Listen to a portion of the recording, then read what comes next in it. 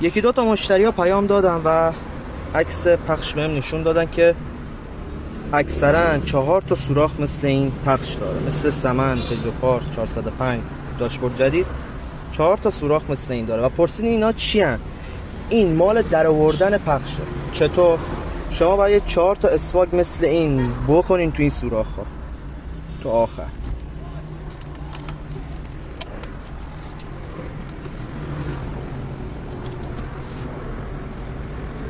چهار تا اسواگ رو به این صورت میکنین داخل و میکشین بیرون.